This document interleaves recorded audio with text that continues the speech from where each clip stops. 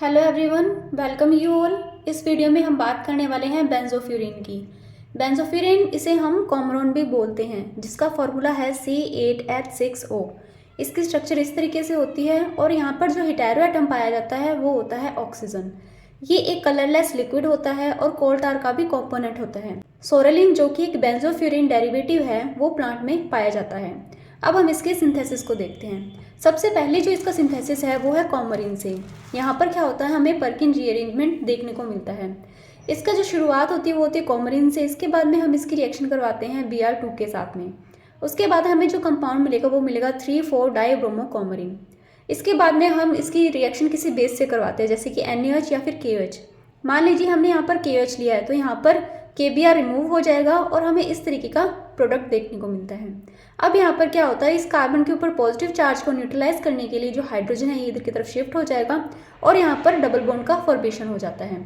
फिर से हम इसकी रिएक्शन करवाते हैं KOH के साथ में और यहाँ से क्या होता है, HBr बाहर निकलता है और हमें जो प्रोडक्ट देखने को मिलता है वो मिलता है कॉमरलिक एसिड। कॉमरलिक एसिड को जब हम हीट करवाते हैं तो यहाँ पर से कार्बन डाइऑक्साइड बाहर निकल जाती है और हमें फाइनल प्रोडक्ट मिलता है वो मिलता है बेंजोफ्यूरिन। नेक्स्ट जो रिएक्शन है वो है फिनोल के साथ में। फिनोल की रिएक्शन करवाएंगे हम ब्रोमो एसिटाल्डिहाइड डाईइथाइल एसिटल के साथ में, जिसके बाद में हम जो बनने वाला कंपाउंड है उसकी फिर से रिएक्शन करवाएंगे एनहाइड्रस ZnCl2 के साथ में और हमें फाइनल प्रोडक्ट मिलेगा वो मिलेगा बेंजोफ्यूरिन।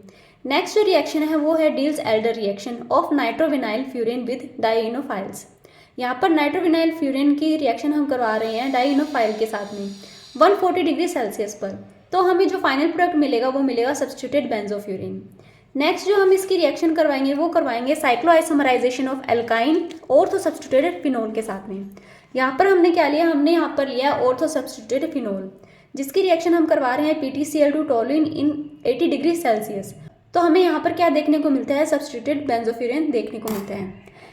नेक्स्ट और फाइनल जो रिएक्शन है वो है इंटरनल क्लेजन कंडेंसेशन। इसके अंदर हम शुरुआती जो रिएक्टेंट लेते हैं वो लेते हैं इथाइल सैलिसिलेट। इसके बाद में हम इसकी फर्दर रिएक्शन करवा के हमें जो फाइनल प्रोडक्ट मिलेगा वो मिलेगा 3 हाइड्रोक्सी ये थी इसकी सिंथेसिस की रिएक्शंस। अब हम इसकी केमिकल रिएक्शंस को देखते हैं।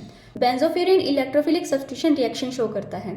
यहाँ पर इसके अंदर जो ये डबल बॉन्ड है ये एक बार अल्फा पोजीशन पर शिफ्ट होगा और एक बार बीटा पोजीशन पर शिफ्ट होगा और ये इस तरीके की दो तरीके की अलग अलग ट्रांजिशन स्टेट फॉर्मेशन करते हैं। अब यहाँ पर हम देखते हैं कि इस ट्रांजिशन स्टेट के अंदर ऑक्सीजन के ऊपर पॉजिटिव चार्ज है और इस ट्रांजिशन के अंदर ऑक्सीजन के पास में इधर की तरफ नेगेटिव चार्ज है। तो हम जानते हैं कि जो ऑक्सीजन है वो एक मोर इलेक्ट्रोनेगेटिव एलिमेंट है, तो इस वजह से क्या होगा, जो ऑक्सीजन है जो खुद के पास में नेगेटिव चार्ज रखते हुए ज़्यादा स्टेबल होगा। अगर इसके ऊपर पॉजिटिव चार्ज आएगा तो ये लेस स्टेबल हो जाएगा। इसी वजह से जो इससे बनने वाला प्रोडक्ट है वो भी लेस स्टेबल होता है और इस ट्रांजिशन स्टेट से बनने वाला जो प्रोडक्ट होता है वो मोर स्टेबल होता है।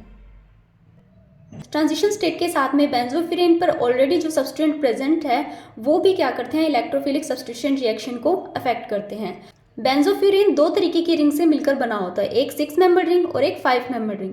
तो यहाँ पर देखते हैं, अगर इस 6 मेंबर रिंग पर ऑलरेडी कोई इलेक्ट्रॉन विथड्रॉइंग ग्रुप अटैच है तो जो सब्स्टिट्यूशन होगा वो 5 मेंबर रिंग पर होगा, और अगर इस रिंग पर इलेक्ट्रॉन रिलीजिंग ग्रुप प्रेजेंट है तो जो सब्स्टिट्यूशन होगा वो ऑर्थो पैरा पोजिशन पर होगा उस लगे हुए सब्सटेंट के। अगर इस 5 मेंबर रिंग की अल्फा पोजिशन पर कोई इलेक्ट्रॉन विथड्रॉइंग ग्रुप लगा हुआ है तो होने वाला जो इलेक्ट्रोफिलिक सब्स्टिट्यूशन है वो या तो 5 पोजीशन पर होगा या फिर कभी कभी 6 या 7 जो पोजीशन है उस पर भी होगा। अगर इस 5 मेंबर के ऊपर इलेक्ट्रॉन रिलीजिंग ग्रुप लगा है अल्फा पोजीशन पर तो होने वाला जो इलेक्ट्रोफिलिक सब्स्टिट्यूशन है वो बीटा पोजीशन पर होगा, और अगर कोई बीटा पोजीशन पर इलेक्ट्रॉन रिलीजिंग ग्रुप लगा है तो वो अल्फा पोजीशन पर आने वाला ग्रुप अटैच होगा। तो इस तरीके से क्या होता है, जो प्रेजेंस ऑफ सब्सटेंट है वो भी सब्स्टिट्यूशन रिएक्शन को इफेक्ट करता है। अब हम इसकी इलेक्ट्रोफिलिक सब्स्टिट्यूशन देखते हैं। ये है हेलोजिनेशन। हेलोजिनेशन के अंदर हमने क्या किया है, क्लोरिनेशन और ब्रोमिनेशन दोनों करवाया है। क्लोरिनेशन के लिए थोड़ा सा लो टेम्परेचर चाहिए होगा एज कम्पेयर टू ब्रोमिनेशन। तो यहाँ पर दो तरीके के प्रोडक्ट बन रहे हैं, 2-क्लोरोबेंजोफ्यूरिन और यहाँ पर 3-क्लोरोबेंजोफ्यूरिन। सेम ऐसे जब हम ब्रोमिनेशन करवाते हैं तो यहाँ पर भी दो तरीके के प्रोडक्ट बन रहे हैं, 2-ब्रोमोबेंजोफ्यूरिन और 3-ब्रोमोबेंजोफ्यूरिन। नेक्स्ट जो इसकी इलेक्ट्रोफिलिक रिएक्शन है वो है नाइट्रेशन। नाइट्रेशन के अंदर जो आने वाला NO2 ग्रुप है वो लगेगा अल्फा पोजिशन पर।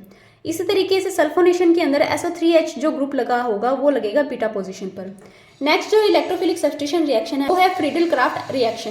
फ्रीडल-क्राफ्ट रिएक्शन के अंदर दो तरीके की रिएक्शन आती है, एल्काइलेशन और एसाइलेशन। एल्काइलेशन के प्रोडक्ट इस तरीके से होंगे और वहीं एसाइलेशन के अंदर 3 एसिल बेंजोफ्यूरिन का फॉर्मेशन होगा। अब हम अगर बेंजोफ्यूरिन की रिडक्शन करवाते हैं तो बेंजोफ्यूरिन की रिडक्शन हम 2 तरीके से करवा सकते हैं। जब हम इसकी रिएक्शन रेने निकल के साथ में करवाते हैं तो जितने भी डबल बॉन्ड है वहाँ सभी पर क्या लगेंगे, सभी पर हाइड्रोजन लग जाएंगे। दूसरी तरफ हम अगर इसकी रिडक्शन करवाते हैं sodium in the presence of alcohol तो हमें जो प्रोडक्ट मिलेगा वो मिलेगा 2,3 डाईहाइड्रोबेंजोफ्यूरिन। नेक्स्ट जो इसकी रिएक्शन है वो है ऑक्सीडेशन। जब हम बेंजोफ्यूरिन का ऑक्सीडेशन करवाते हैं एसिडिक KMnO4 की प्रेजेंस के अंदर या फिर K2Cr2O7 भी ले सकते हैं, तो यहाँ पर हमें फाइनल प्रोडक्ट देखने को मिलेगा सैलिसिलिक एसिड या फिर इसे हम 3 हाइड्रोक्सी बेंजोइक एसिड भी बोल सकते हैं। नेक्स्ट हम इसकी रिएक्शन करवाएंगे एन ब्यूटिल लिथियम के साथ। बेंजोफ्यूरिन की रिएक्शन हम एन ब्यूटिल लिथियम और ईथर की प्रेजेंस में -10 डिग्री सेल्सियस पर करवाएंगे और हमें जो प्रोडक्ट मिलेगा वो मिलेगा 2 बेंजोफ्यूरिल लिथियम। नेक्स्ट जो रिएक्शन है वो है बेंजोफ्यूरिन की इपोक्साइडेशन। इपोक्साइडेशन करवाने के दौरान में हमें ये देखने को मिलता है जो इपोक्साइडेशन हो रहा है वो इस मैथिल ग्रुप की ट्रांसपोजिशन पर हो रहा है। तो इस तरीके से ये थी केमिकल रिएक्शन ऑफ बेंजोफ्यूरिन। अब हम इसकी मेडिकल एप्लीकेशन देख लेते हैं। मेडिकल एप्लीकेशन के अंदर जो बेंजोफ्यूरिन है वो कई तरीके से यूज़ होता है, जैसे कि ये anti ulcer, anti cancer, anti inflammatory property रखता है, anti microbial, enzyme activator and inhibitor, dopamine Uptake inhibitor etcetera जैसी प्रॉपर्टी रखता है। तो ये थी बेंजोफ्यूरिन के बारे में इसकी सिंथेसिस, केमिकल रिएक्शन और मेडिसिनल प्रॉपर्टी। अगर आपको वीडियो अच्छा लगा तो please like, share and subscribe कीजिए। Thank you.